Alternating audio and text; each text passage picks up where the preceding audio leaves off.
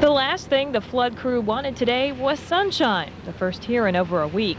But with phony rain falling from grids high overhead and man-made floodwaters gushing in the street, Hollywood has once again overruled Mother Nature. For the crew and the actors, this week in Huntingburg is a welcome change of scenery. The last 2 months have been spent in a water tank soundstage in California. So it's just great to be in the great outdoors. You know, we've been inside for so long. It's feel like we're emerging vampires here. You know. Slater plays the flood's hero, an armored truck driver on the run from Morgan Freeman's would-be bank robber.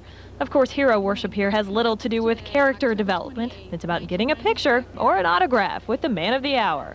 It's all very exciting. My heart is pounding. Oh, good. Wow.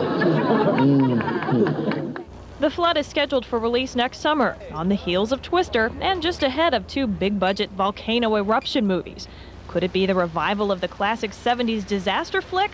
The producers say, not really. The story takes place against the backdrop of this flood, and the water's rising and the water's rushing, and there's things exploding and all the things that people expect in these kinds of pictures. But we also have a wonderful heist story that takes place against this backdrop. As for Huntingburg, today dubbed the Hollywood of Southern Indiana, the movie Midas Touch is likely to continue. People have been incredible here, and we will definitely go back telling everyone we can what a great place this was to come to and how we were welcomed here. Cathy Prybil, News 25 in Huntingburg. Another day, another Hollywood downpour. But this time, the rain-soaked subject was the star himself, Christian Slater. He plays an armored truck guard and certainly looks the part, right down to the firepower. Ed Asner is Slater's movie uncle. It's Uncle Charlie, he says, who's gotten Tom the armored truck job and is teaching him the ropes. Just tell me if you're as tired of being all wet as everyone else is. No, because it's my first day. I needed a bath, and the only thing lacking was suds. So it didn't work out too badly. I'll go home and thaw out now. The crowd gathered to watch was asked to keep quiet while the cameras rolled, but that didn't stop some silent wishes from being conveyed and even answered. I would tell Christian to just keep on doing what he's doing. It seems to be working well.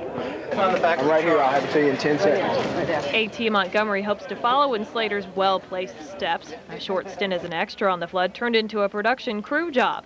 He says after all this, he's Hollywood bound. I have worked my entire life. I put myself through college, and I've worked really hard to make it to the actor stage that Christian Slater and Ed Asner and everybody's at, and I'm going to achieve my dream. I'm going to, definitely.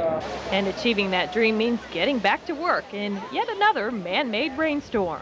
Clearly, there's a lot more to making this movie than meets the eye. The phony rainfall is just the beginning. This coffee shop, for example, is actually a vacant building, and the statue over here in the middle of the street, that's fake. But there is one thing I can assure you is 100% genuine. It's all this water in the streets. It's here Randy Quaid went before the camera, almost. He was all decked out as the town sheriff. The packed up cars were evacuating.